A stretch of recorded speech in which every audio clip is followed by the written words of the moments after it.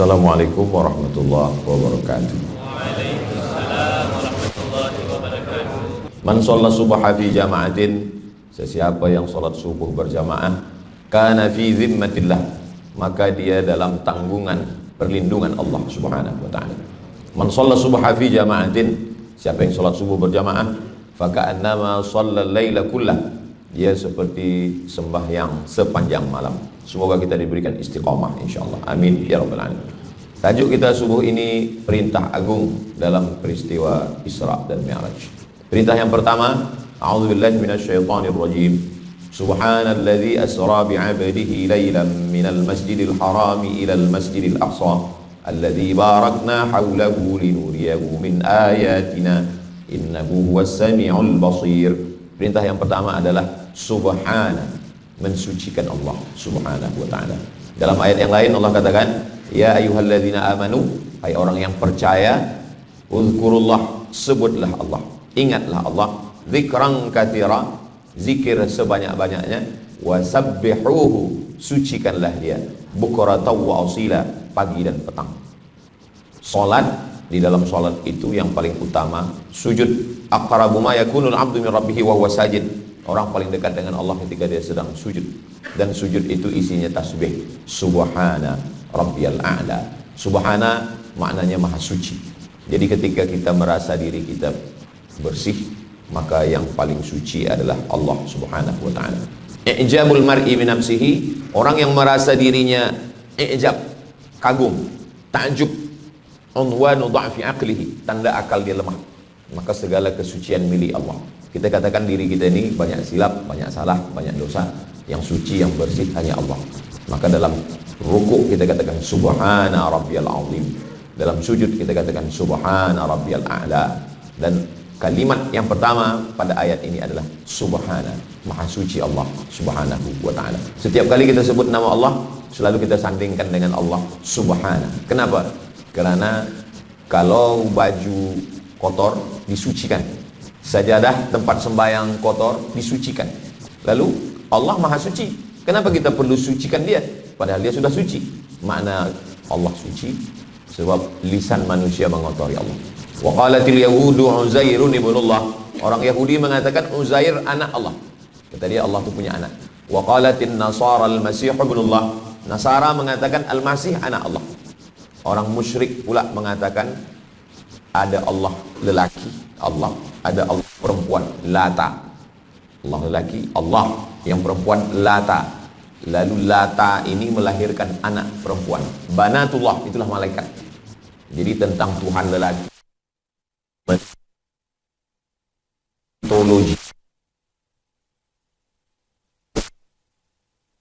ada Tuhan anak lelaki.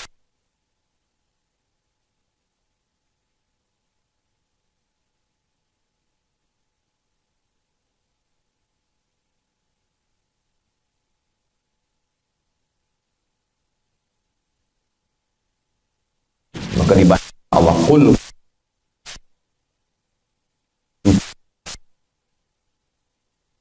Allahus Samad, meminta hanya kepada dia.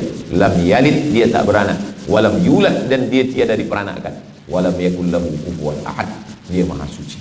Ini perintah yang pertama, jangan kotori, jangan nistakan, jangan najiskan Allah Ta'ala. Suci Allah.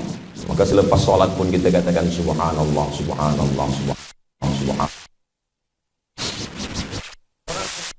Keadaan sakit, pikiran sakit, kenapa bukan orang yang sama, orang yang berjudi, orang yang berzina, orang yang jahat?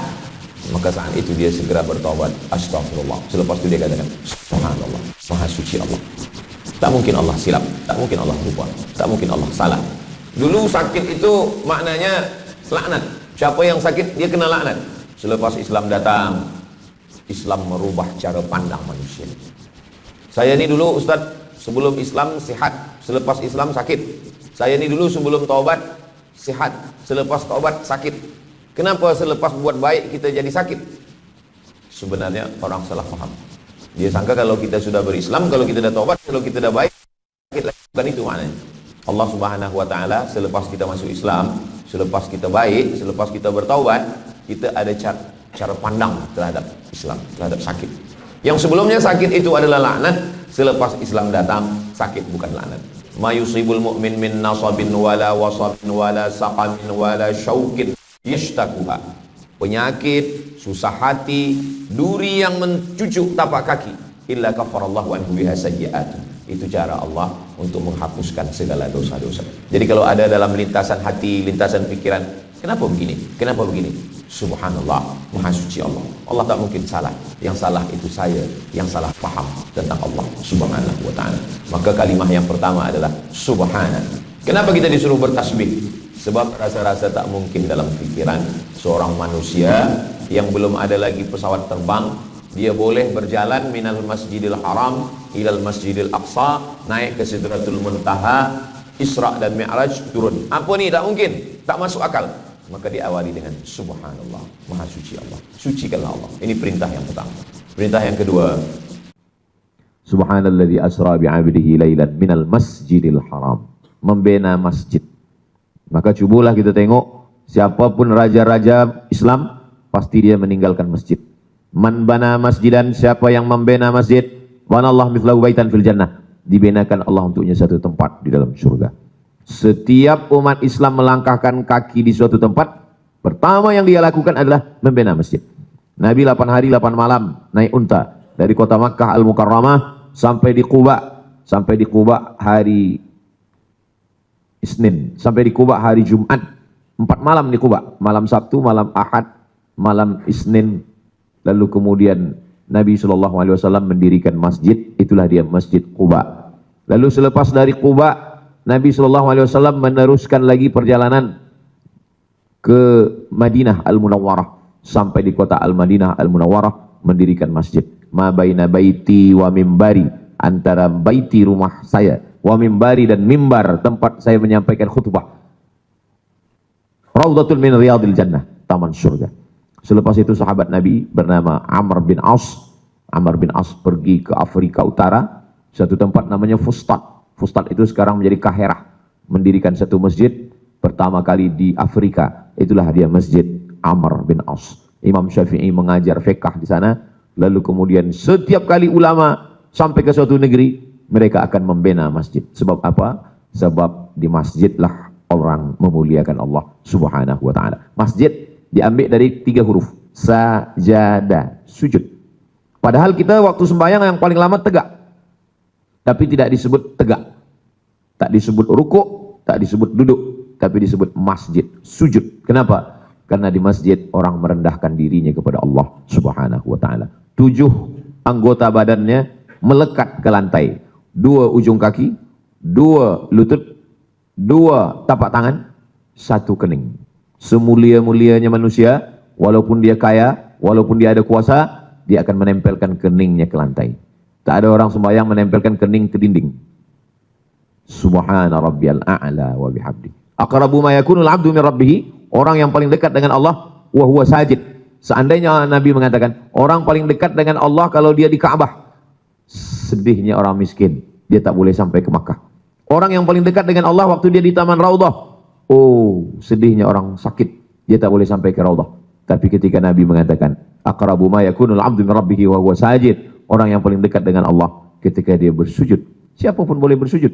Orang sakit sekalipun dia boleh bersujud. Macam mana dia bersujud? Dia duduk, dia kerusi. Mungkin secara zahir dia tidak menempelkan keningnya ke lantai, tapi dia sedang bersujud. Allahu Akbar. Dia sedang memuliakan Allah dan masjid. Maka binaan yang paling kekal abadi masjid. Al-Fatih merubah binaan yang dibuat oleh Kaisar Konstantin menjadi kota Istanbul, dan dia ubah menjadi masjid. Begitulah Allah Subhanahu wa ta'ala ingin memuliakan. Man bana masjidan, siapa yang membina masjid, sampai hari kiamat tempat itu dipakai untuk salat subuh, zuhur, asar, maghrib, isya, tarawih, witir, istisqa, salat Aidil Fitri, Aidil Adha. Maka ketika itu mengalirlah pahala sampai hari kiamat. Maka orang muslim, cita-cita tertinggi dia adalah bagaimana dia membina masjid. Kenapa? Karena binaan rumah yang kita bina tinggal. Semua yang cantik-cantik, yang elok-elok tinggal. Tapi masjid, siapa dulu yang mewakafkan tanah masjid ini, membina masjid, memberikan infak, wakaf, sedekahnya menjadi amal jariah yang sudah meninggal. Semoga Allah menempatkan mereka, kubur mereka salah satu dari taman-taman surga insyaallah. Amin ya rabbal alamin. Jadi perintah yang kedua adalah membina masjid. Apa binaan yang pertama di atas dunia ini ya Rasulullah? Kata Nabi, Masjidil Haram. Selepas Masjidil Haram, Al-Masjidil Aqsa. Kam bainahuma? Berapa lama antara Masjidil Haram dengan Masjidil Aqsa? 40 sana, 40 tahun. Sampai hari ini masih tegak Masjidil Haram dengan Masjidil Aqsa. Tapi Masjidil Aqsa ini, sekeliling Masjidil Aqsa ini sudah digali tunnel-tunnel sebab mereka ingin robohkan, jatuhkan Masjidil Aqsa, karena kata mereka di bawah Masjidil Aqsa ini ada Temple of King Solomon. Mereka tulis satu buku bahwa kata mereka ada satu yang mereka sebut sebagai juru selamat, Mesiah. Mesiah dari kata masih, masih dari kata masaha. Masaha artinya menyapu, menyapu. Kalau ada orang sakit dia sapu, sehat. Ada orang mati dia sapu, hidup lagi. Mereka orang Yahudi menyebutnya Mesiah. Orang Arab menyebutnya Al-Masih. Masih artinya orang yang menyapu. Semua orang lumpuh dia sapu, tegak lagi. Orang sakit dia sapu, sehat. Orang mati dia sapu, hidup. Dia tunjuk langit, ya sama imtiri, turun hujan. Dia tunjuk tanah, ya ardi umbuti, tumbuh tanaman. Orang mati dia tunjuk qum, tegak lagi. Lalu semua orang akan menuhankan dia.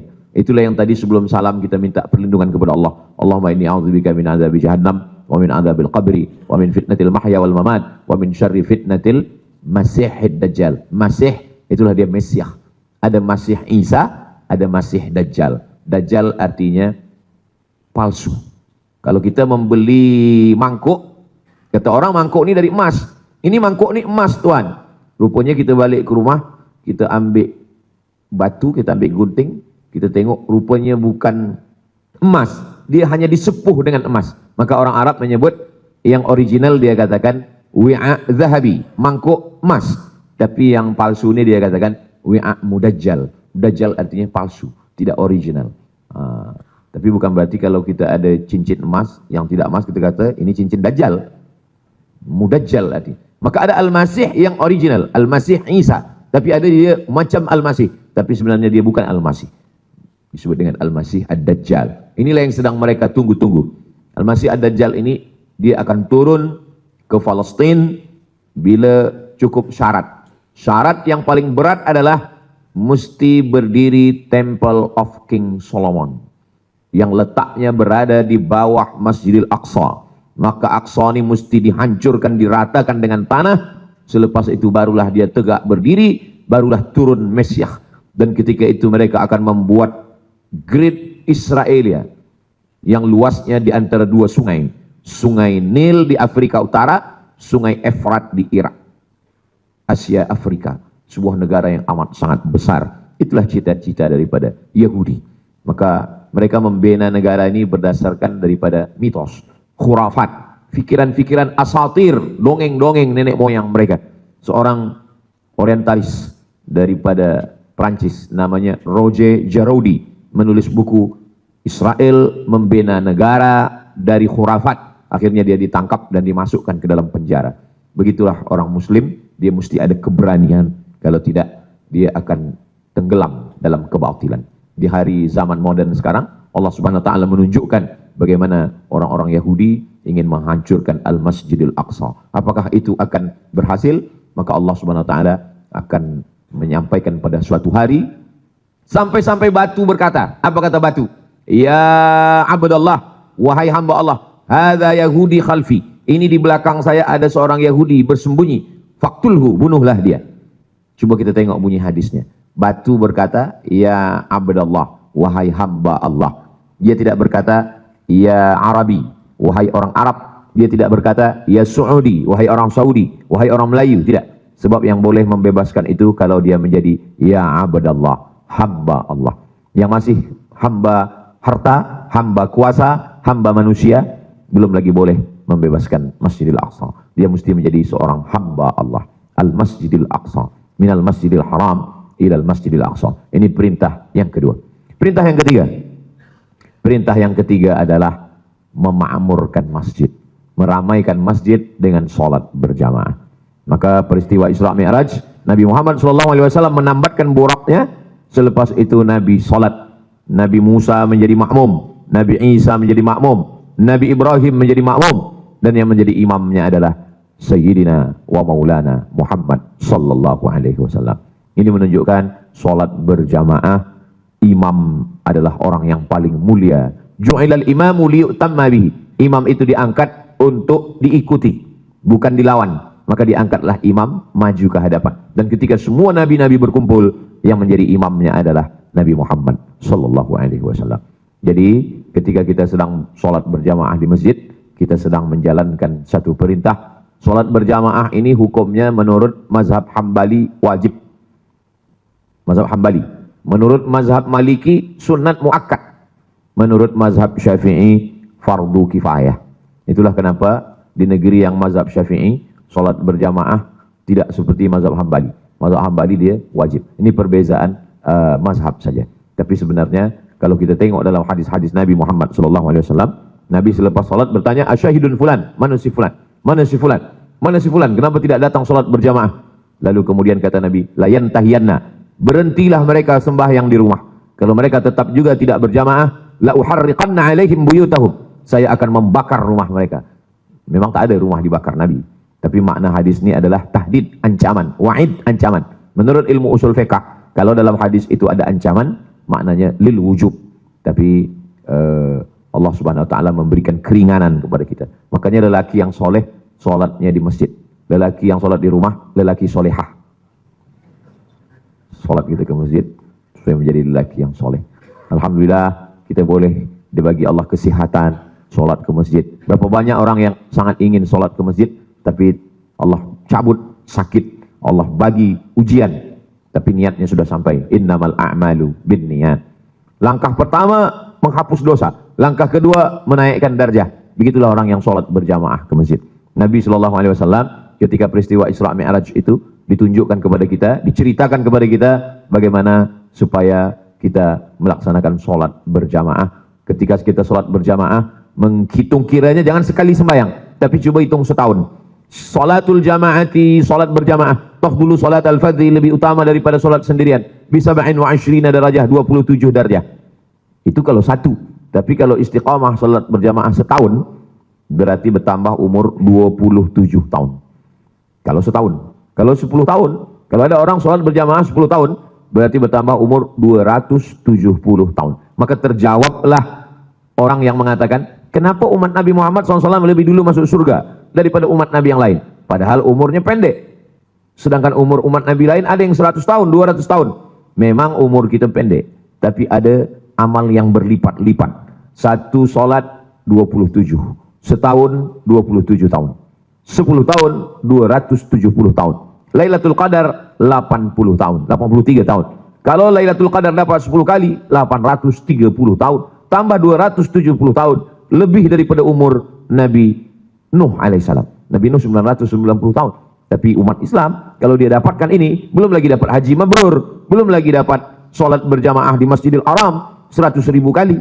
Tapi jangan ini dijadikan sebagai perhitungan sehingga balik dari umroh tak sembahyang ke masjid lagi. Tuan Haji tak ke masjid? Saya dah hitung kira cukup untuk 10 tahun Ustaz. Jadi sebenarnya itu namanya adalah motivasi, targhib. Targhib maknanya memberikan motivasi supaya kita terus bersemangat beribadah sholat berjamaah. Ini perintah yang ketiga. Perintah yang keempat adalah yang melakukan perjalanan itu 3. Yang pertama Burak, yang ketiga, yang kedua Jibril, yang ketiga Nabi Muhammad SAW. Sebenarnya Nabi sendiri pun boleh, tak perlu ada Jibril, tak perlu ada Burak. Innama amruhu idza arada syai'an ayakula lahu kun fayakun. Nabi sendiri cukup. Tapi kenapa mesti ada Burak? Kenapa mesti ada Jibril? Ini menunjukkan mesti bersilaturahim.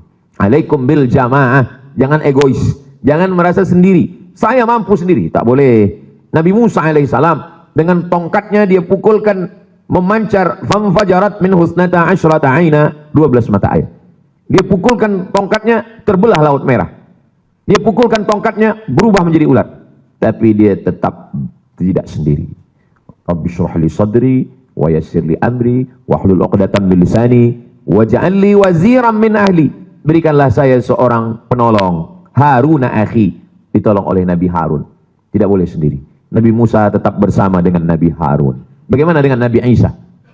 Nabi Isa, yubri'ul akmaha wal abrasa, menyembuhkan orang yang lumpuh, wal abrasa, orang yang kena penyakit kusta, wa yuhyil mauta, menghidupkan orang mati, biiznillah, dengan izin Allah. Tapi ketika dia menegakkan agama Allah, dia tidak sendiri. Wa idh qala Isa bin Maryam lil hawariyin, ingatlah ketika Isa berkata kepada hawariyin, hawariyin penolong-penolongnya, man ansari ilallah, siapa yang akan menolong saya menegakkan agama Allah? Qala al hawariyun, hawariyun berkata, nahnu ansarullah, kami yang akan menolong agama Allah. Maknanya tidak boleh sendiri. Bagaimana dengan Nabi Muhammad SAW? Ada orang tua tenaga tidak terlalu ada, tapi dia orang tua yang bijaksana, namanya Abu Bakar Siddiq. Ada anak muda yang tenaganya kuat, namanya Umar bin Khattab. Ada anak muda yang hartanya banyak, namanya Utsman bin Affan. Ada pemuda belia yang pikirannya smart, cerdas, namanya Ali bin Abi Thalib. Ada perempuan yang tenaganya kuat, membawakan makanan sampai ke atas Jabal Thur, namanya Asma binti Abi Bakar. Ada perempuan yang kaya raya, namanya Khadijah. Ada perempuan yang pikirannya, hafazannya sangat kuat, namanya Aisyah. Ada lelaki yang boleh menjadi panglima perang, namanya Usamah bin Zaid. Ada pemuda belia lelaki yang boleh mentranslate bahasa Yahudi kepada bahasa Arab, namanya Zaid bin Thabit. Jadi kita ini, manusia ini berpikir, apa yang boleh saya lakukan untuk agama Allah? Saya ini dah tua, Ustaz Abdul Somad, Abu Bakar. Saya ini orang kaya, Ustaz Abdul Somad, Utsman. Saya ini tenaga saya kuat, Umar. Saya tak ada harta, fikiran pun tak kuat, tenaga pun tak kuat, Abu Lahab. Apa yang boleh kita buat untuk menolong agama Allah Subhanahu wa taala? Maka Nabi Muhammad SAW dia tidak sendiri. Kenapa? Padahal kalau Allah mahu, cukup dia sendiri. Laula Muhammadun, kalaulah bukan karena Muhammad SAW, ma khalaqtul aflak, tidak ada alam semesta. Lalu kenapa mesti ada Abu Bakar, Umar, Uthman, Ali, Talha, Zubair, Usama bin Zaid, Zaid bin Thabit, Khalid bin Walid? Supaya Nabi mengajarkan kita, supaya kita berjamaah. Alaikum bil jamaah, hendaklah kamu berjamaah. Iyyakum wal furqah, janganlah kamu berpecah belah, janganlah kamu bersendirian, jangan sendiri. Man syadza finnar, siapa yang sendiri, maka dia sendiri juga nanti akan masuk ke dalam neraka. Alaikum bil jamaah, hendaklah kamu berjamaah dengan jamaah turun rahmat. Majtama'a qaumun, jamaah berkumpul di rumah Allah. Majtama'a qaumun fi baitin min buyutillah, sekelompok jamaah berkumpul di rumah Allah. Yatsluna kitab Allah, membaca ayat-ayat Allah. Wa yatadarasunahu fima bainahum, mengkaji isinya. 3, duduk di rumah Allah, membaca ayat-ayat Allah, mengkaji isinya. Allah membalas 4. Nazalat alaihimus sakinah, turun ketenangan ke dalam hati. Wasyat bihimur rahmah, mereka dikelilingi rahmat Allah. Hafat bihimul malaikah, mereka dilindungi oleh malaikat-malaikat Allah. Wa dzakarahumullahu fiman indah, mereka dibanggakan Allah Ta'ala kepada para malaikat. Wahai malaikat-malaikat, inilah hamba-hambaku yang dulu kata engkau, nanti untuk apa kau ciptakan manusia? Ataj'alu fiha may yufsidu fiha wa yasfikud dima. Mereka hanya akan berperang, mereka hanya akan menumpahkan darah, mereka hanya akan berkelahi. Tapi hari mereka bertasbih, bertakbir, bertahmid, tasbih subhanallah, tahmid alhamdulillah, takbir Allahu akbar, tahlil la ilaha illallah. Saat itu kita dibanggakan Allah. Mudah-mudahan kita termasuk majelis yang dibanggakan Allah Ta'ala kepada para malaikat. Begitulah Allah Subhanahu Wa Ta'ala ingin dalam satu amal banyak perintah-perintah. Perintah yang kelima, punca daripada Isra Mi'raj adalah perintah yang kelima, yaitu perintah salat. Inna awwala ma yuhasabu bihil abdu yaumal qiyamah, yang pertama kali dihisab, dihitung, dikira pada hari kiamat nanti, salat. Idza salahat salahal amalu kulluh, kalau sembayangnya elok, yang lain ikut jadi elok. Wa idza fasadat, kalau sembayangnya rosak, fasadal amalu kulluh. Hajinya rosak, sodakohnya rosak, zikirnya rosak. Tiang. Kenapa masjid kita ini elok? Sebab tiangnya kuat. Tiang masjid ini banyak. Ini kalau jamaah tak ramai, lebih banyak tiang daripada orang. Maka tiang, kokoh tiang, atap, lampu, kubah nampak cantik. Tapi kalau tiang tumbang, na'udzubillah. Panjang umur, sehat badan, mudah-mudahan Allah bagi kita boleh sembahyang di Raudhah. Amin. Bila kita sampai di Raudhah, kita masuk, kita tengok mihrab tempat Nabi jadi imam. Ini mihrab Nabi. Di samping mihrab Nabi ini ada tiang. Atau tulis di situ ada kaligrafi bulat. As-salatu imaduddin. Salat tiang agama. Salat tiang. Maka kalau tiangnya sudah rosak, maka rosaklah agama. Man taraka salata muta'ammidan, siapa yang meninggalkan sembahyang secara sengaja, faqad kafara, maka kafirlah dia secara nyata. Menurut mazhab Hambali ini mazhab yang keras. Siapa yang meninggalkan sembahyang kafir. Tapi menurut mazhab Syafi'i, alhamdulillahnya kita mazhab Syafi'i. Mazhab Syafi'i, orang yang meninggalkan sembahyang tanya dulu. Kalau mazhab Hambali tak ada tanya-tanya. Meninggal sembahyang, ya kafir, murtad. Makanya kalau tuan-tuan ada dengar tazkirah di YouTube, siapa yang lakinya tak sembahyang, maka automatically istrinya sudah fasakh. Nah, ini mazhab Hambali itu. Sebab dengan tidak sembahyang, maka dia kafir. Kalau sudah kafir, fasakh. Apa makna fasakh? Kalau lelaki menjatuhkan cerai, namanya tolak. Kalau perempuan yang ingin minta cerai, dia pergi ke mahkamah, namanya khulu'.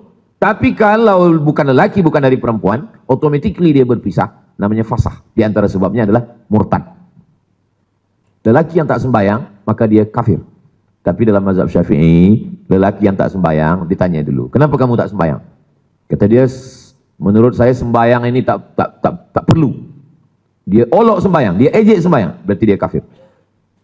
Tapi kalau dia kata, saya sebenarnya tahu sembahyang ini wajib, cuma sedang malas betul, dia fasik. Dia tak sampai kafir, dia fasik. Yudillu bihi katsira wa yahdi bihi katsira. Allah banyak berikan hidayah, Allah pun banyak sesatkan orang. Wa ma yudillu bihi illa al-fasiqin. Yang disesatkan Allah itu adalah orang yang fasik. Fasik artinya melakukan perbuatan dosa dengan sedar. Sedar dia, tahu dia itu salah, tapi dia buat juga. Itu namanya fasik. Fasik, orang yang fasik tidak diberi hidayah oleh Allah Subhanahu wa taala. Maka kita minta hidayah. Satu hari ini belum lagi terbit matahari, sudah berapa kali kita minta hidayah? Tahiyatul masjid, ihdinas siratal mustaqim. Qabliyah subuh, ihdinas siratal mustaqim. Sembahyang subuh, ihdinas siratal mustaqim. Dua. Kunut, Allahumma hdina fi man hadait. Minta hidayah. Hidayah itu ada dua. Hidayah sebelum Islam menjadi Islam. Kita dah dapat hidayah. Kita ini sekarang dah Islam, untuk apa minta hidayah lagi? Hidayah yang kedua, supaya istiqamah Islam. Yang sudah Islam minta hidayah supaya istiqamah. Itulah kenapa kita dua kali. Rakaat pertama, ihdinas siratal mustaqim. Rakaat kedua, ihdinas siratal mustaqim. Ditambah lagi, Allahumma hdina fi man hadait. 3 kali dalam sembahyang subuh. Supaya apa? Sudah dalam Islam, istiqamah dalam Islam. Wala tamutunna illa wa antum muslimun. Jangan mati melainkan dalam Islam. Innamal amalu bin niat. Segala amal yang menentukannya ibadah adalah niat. Sama-sama mandi. Orang Islam mandi, orang tak Islam pun mandi. Mungkin mandi dia lebih bersih lagi, tapi mandi kita ibadah. Kenapa mandi kita ibadah? Karena ada niat. Saya niat mandi sunat hari Jumat karena Allah Ta'ala. Mandinya menjadi ibadah. Basuh muka, basuh tangan, sapu kepala, sapu telinga, basuh kaki. Semua orang boleh buat, tapi kita buat menjadi ibadah. Kenapa? Karena ada niat. Tegak, rukuk, sujud, duduk, salam. Semua orang boleh melakukan. Di mana letaknya? Letaknya ada pada niat. Dalam mazhab Syafi'i, niat di dalam takbiratul ihram. Allahu Akbar. Itu kenapa imam-imam kita dalam mazhab Syafi'i panjang takbirnya. Allahu Akbar. Kenapa panjang? Sebab dia memasang niat dari A sampai Ra. Allahu Akbar. Di situ niat. Kenapa di Makkah Madinah itu takbirnya pendek? Allahu Akbar. Karena mereka mazhab Hambali. Mazhab Hambali niatnya sebelum takbir. Mazhab Hambali, mazhab Maliki, mazhab Hanafi niatnya sebelum takbir. Takbirnya tak ada niat di dalam takbir itu. Allahu Akbar. Mazhab Syafi'i niatnya di dalam takbir. Tapi saya Ustadz berniat selepas takbir. Tak ada imam. Itu namanya imam lupa. Siapa yang habis tengok handphone, habis nonton TV, lepas tu cepat-cepat aja, lepas tu sembahyang. Allahu Akbar. Zuhur ke asar? Asar ya batal semuanya. Ulang balik. Karena niat dalam mazhab Syafi'i di dalam takbiratul ihram. Kerana hati tak kuat, fikiran pun tak kuat, itulah kenapa kita melafazkan niat. Kenapa kita lafazkan niat itu? Untuk menguatkan hati. Lidaf'il waswasah, untuk menolak was-was. Sebab kalau tidak dilafazkan, sembahyang ini sembahyang apa? Sembahyang subuh. Usolli fardhu subuhi. Berapa rakaat? Rakaataini. Ada apa qada? Adaan. Jadi imam apa jadi makmum? Makmuman lillahi ta'ala. Bukan itu niat. Itu adalah persiapan untuk niat. Usolli fardhu subhi raka'ataini adaan makmuman lillahi ta'ala. Bukan niat. Itu persiapan untuk niat. Niat ada di dalam takbiratul ihram. Allahu Akbar. Makanya mula-mula belajar di pondok, di sekolah dulu, bila cikgu mengatakan, coba pasang niat dalam takbir. Allahu Akbar. Anak yang berlama cuba-cuba banyaklah kena was-wasah pula dalam takbir. Kadang takbir sampai 2-3 kali. 2-3 kali. Sampai imam dah nak rukuk baru Allahu Akbar. Masa-masa belajar. Bila kita kena was-was macam itu, maka kita yakinkan diri, kita kuatkan. La yukallifullahu nafsan illa wus'aha. Dia nak tepat betul. Niatnya daripada A sampai bar. Kalau kosong, batal sembahyang. Tidaklah macam itu. Kita dah berusaha menurut semampu kita. Mulut kita mengatakan Allahu Akbar. Dalam hati kita mengatakan saya niat sembahyang subuh menjadi makmum karena Allah Ta'ala. Cukup. Islam ini bukan nak memberat, menyusah-nyusahkan kita. Kesehatan mental manusia ini menghadapi hidup. Sebab beban hidup yang amat sangat berat. Pada saat sembahyang, semua dia lepaskan. Apa kata dia? Inna salati wa nusuki wa mahyaya wa mamati lillahi rabbil alamin. Inna salati wa nusuki wa mahyaya wa mamati lillahi rabbil alamin. Lepas. Ketika Nabi sedang salat, Nabi dengar ada sahabat di belakang membaca doa yang tak pernah diajarkan Nabi. Nabi tak pernah baca sekalipun. Allahu akbar kabira walhamdulillahi katsira wa subhanallahi bukratan wa asila. Selepas sembahyang Nabi tanya, manil qail? Siapa yang baca doa itu tadi? Tak pernah saya ajarkan, tak pernah saya baca. Rupanya dia buat sendiri di belakang. Sahabat angkat tangan, saya ya Rasulullah. Kata Nabi, futihat abwabus sama, terbuka pintu-pintu langit. Malaikat turun ingin menulis doa yang engkau baca tadi. Yang meriwayatkan hadis namanya Abdullah bin Umar bin Khattab. Kata Abdullah bin Umar, selepas mendengar itu saya tak pernah meninggalkan sekalipun doa iftitah itu. Itulah iftitah yang selalu kita baca. Allahu akbar kabira walhamdulillahi katsira wa subhanallahi bukratan wa asila. Habis. Sebenarnya yang kita baca itu 2 iftitah. Tambah iftitah satu lagi. Wajjahtu wajhiya lilladzi fatara as-samawati wal arda hanifan musliman wa ma ana minal musyrikin. Inna salati wa nusuki wa mahyaya wa mamati lillahi rabbil alamin la syarika lahu wa bidzalika umirtu wa ana minal muslimin. 2 iftitah. Macam mana kalau kita baca 1 iftitah saja? Tak iftitah pun sah. Tapi saya belum pernah sembahyang tak baca iftitah. Sependek-pendek sembahyang tetap baca iftitah. Sebab apa? Sebab ini adalah pujian kita kepada Allah Subhanahu wa ta'ala. Dalam iftitah tak ada permintaan. Permintaan, permohonan, doa yang paling panjang bukan dalam iftitah, tapi dalam duduk antara 2 sujud. 8 yang kita mintakan pada Allah. Rabbighfirli warhamni wajburni warfa'ni warzuqni wahdini wa'afini wa'fu anni. 8. Inilah doa yang paling banyak dalam sembahyang. Tapi banyak orang yang tak ingat entah bila dia meminta yang 8 ini. Cepat betul. Bukan Imam Syafi'i, bukan Imam Hambali, bukan Imam Hanafi, bukan Imam Maliki. Imam Valentino Rossi. Imam paling cepat di dunia. Bila ada orang sembahyang lambat, kawan dia tanya, kenapa dia sembahyang lambat? Ya, dia mu'alaf baru masuk Islam. Sebenarnya sembahyang ini bukan mengulang-ulang hafazan. Sembahyang ini bukan mulut bercakap. Sembahyang adalah perenungan kepada Allah Subhanahu wa ta'ala. Sembahyang. Sembah maknanya mengangkat tangan menyembah. Atau membawa tepak sirih menyembah. Dalam budaya orang Melayu. Sembahyang. Hyang nama Tuhan orang sebelum Islam datang. Sembahyang menyembah Tuhan. Tapi bila Islam datang, namanya dipakai, isinya dirubah. Dirubah dengan solat. Solat diambil dari kata sola. Sola maknanya tulang belakang. Tulang belakang yang membengkok. Sebab dalam sembahyang orang membengkokkan tulang belakang. Rukuk, sujud sebagai bentuk kepatuhan kepada Allah Subhanahu wa ta'ala. Nanti bila di akhirat ada orang-orang yang disuruh Allah Subhanahu wa ta'ala, bersujudlah kamu semua. Ada orang yang ingin bersujud tapi tak boleh bersujud. Siapa dia? Dialah orang yang dulu di dunia tak mau bersujud. Maka di akhirat dia tak boleh bersujud. Sedangkan kita semua bersimpuh sujud kepada Allah Subhanahu wa ta'ala.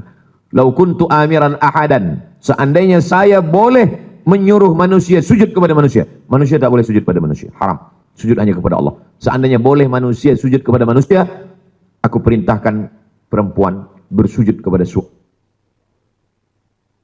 bersujud kepada Allah Subhanahu wa taala. Kalau tuan membeli peniti, jangan cucukkan ke kuih lapis. Kalau mic sudah mati, tanda waktu sudah habis. Jamaah yang dimuliakan Allah Subhanahu wa taala, itulah 5 perintah besar di dalam Isra dan Mi'raj. Mudah-mudahan boleh kita jadikan sebagai bekal menjalani hidup, kita ambil pelajaran. Di dalam sembahyang kita serahkan lagi kepada Allah. Kalau di awal ada 4, di ujung sembahyang pun lagi kita serahkan. At-tahiyatul mubarak, salawat, kita serahkan, kita balikkan kepada Allah Subhanahu wa taala. Di dalam sembahyang kita sedang berhubungan dengan Rasulullah sallallahu alaihi wasallam. Assalamu alayka ayyuhan nabiyyu wa rahmatullahi wa barakatuh. Di dalam sembahyang kita sedang minta kepada Allah. Sebetulnya selepas salawat itu habis, dah cukup. Allahumma salli ala sayyidina Muhammad wa ala ali sayyidina Muhammad kama sallaita ala sayyidina Ibrahim wa ala ali sayyidina Ibrahim. Allahumma barik ala sayyidina Muhammad wa ala ali sayyidina Muhammad kama barakta ala sayyidina Ibrahim wa ala ali sayyidina Ibrahim fil alamin innaka Hamidum Majid. Habis. Tapi seelok-eloknya kita tambah, Allahumma fir lima qaddamtu wa ma akhartu wa ma asraftu wa ma alantu wa ma asraftu wa ma anta a'lamu bi minni antal muqaddimu wa antal muakhiru la ilaha illa anta subhanaka inni kuntu minadh dhalimin. Dalam Sahih Muslim tambah lagi 4. Allahumma inni a'udzubika min adzabi jahannam wa min adzabil qabri wa min fitnatil mahya wal mamat wa min syarri fitnatil masiihid dajjal. Tambah lagi penutup, Allahumma a'inni ala dzikrika wa husbatik.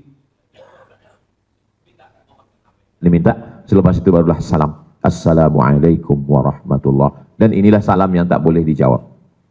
Salam itu ada 3. Yang pertama salam yang wajib dijawab, salam saya tadi. Assalamualaikum warahmatullahi wabarakatuh. Salam yang kedua salam yang tak boleh dijawab. Itulah salam imam. Assalamualaikum warahmatullahi. Jangan pula dijawab. Waalaikumsalam imam. Salam yang ketiga, kita tak ingin mendengar jawabnya. Ini lalu balik, saya nanti balik, lalu dikubur. Assalamualaikum ya ahlal kubur. Dia menjawab, tapi saya tak ingin mendengar jawabnya. Waalaikumsalam. Malaikat-malaikat menerima salam kita dan malaikat membalas balik salam kita dengan 3. Assalamualaikum, keselamatan untuk kamu. Waalaikumsalam, kamu pun selamat. Warahmatullah, kamu dapat berkah harta, berkah rezeki, berkah anak, berkah istri. Warahmatullah, kamu pun dapat berkah. Wabarakatuh. Warahmatullah, dicurahkan Allah rahmat. La yudkhilal jannata ahadakum amaluh. Kamu masuk surga bukan karena amal kamu. Wala anta ya Rasulullah, engkau pun masuk surga bukan karena amal, bukan karena amalmu. Wala ana, aku pun masuk surga bukan karena amalku, kata Rasulullah. Illa ayyataghammadani Allahu bi rahmatih, masuk surga karena rahmat Allah. Itulah kenapa masuk masjid tadi minta rahmat. Allahumma ftahli abwaaba rahmatik. Kenapa masuk masjid minta rahmat Allah? Karena selama kita di masjid, malaikat mendoakan kita 2. Allahumma firlahu, Allahumma arhamhu, Allahumma firlahu, Allahumma arhamhu, Allahumma arhamhu, Allahumma arhamhu, rahmati dia, rahmati dia, rahmati dia. Orang yang berada dalam masjid dirahmati Allah. Tapi saya tengok kawan saya tertidur, Ustaz. Tidur itu rahmat Allah. Berapa banyak orang tak boleh tidur. Saya jumpa jamaah yang tak tidur 2 hari 2 malam. Tak tidur-tidur. Bila nampak Ustaz, tertidur. Menunjukkan dia dapat rahmat Allah SWT. Rahmat Allah SWT. Berapa rahmat Allah? 100. Yang 99 digenggam Allah. Nanti di akhirat dia bagi di surga. Yang 1 rahmat dia turunkan. Berebut-rebutlah kita dengan harimau. Induk harimau dapat rahmat Allah. Sehingga tak ada anak harimau yang dimakan induk harimau. Gajah mendapat rahmat Allah. Sehingga gajah yang besar tak ada menghimpit anak gajah hingga mati. Ular besar, tak ada induk ular memakan telur ular. Tak ada. Kenapa? Karena rahmat Allah. Tapi bila manusia tak dapat rahmat Allah, dia bunuh anak. Na'udzubillah. Kalaulah manusia itu dicabut Allah rahmat dalam hatinya, maka dia akan menjadi la'anan mula'ana, orang yang suka melaknat. Laknat, caci maki, hamun, sumpah serapah, hamuk. Apa itu laknat? Ba'idun anir rahmah, jauh dari rahmat Allah Subhanahu wa ta'ala. Mudah-mudahan kita selalu dalam rahmat Allah Subhanahu wa ta'ala. Itulah 5 perintah agung dalam Isra dan Mi'raj. Mudah-mudahan bermanfaat. Terima kasih segala perhatian. Mohon maaf segala kesilapan dan kekhilafan. Selalu kita dalam bimbingan, dalam ridha, dalam rahmat, dalam kasih sayang Allah. Allah bagi kita keluarga yang sakinah, mawaddah, warahmah, anak keturunan soleh dan solehah. Allah bagi kita istiqamah iman dan Islam. Semua kita mati husnul khatimah dan kita masuk surga bersama Rasulullah sallallahu alaihi wasallam. Ala hadhihi niyyah al-Fatihah.